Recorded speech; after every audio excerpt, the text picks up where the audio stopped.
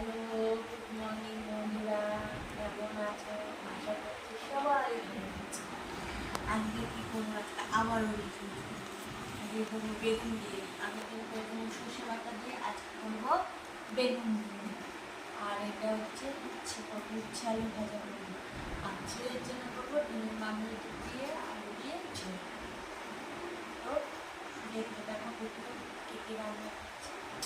Tata. বন্ধুরা, এই বৃষ্টি এই রোদ কীরকম লাগে বলো তো ওয়েদারটা?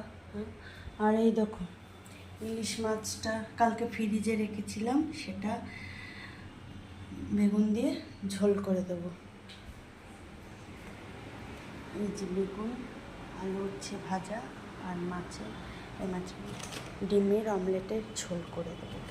আর এই দেখো টমেটো লঙ্কা বের করে নিচ্ছি, ফ্রিজে ছিল।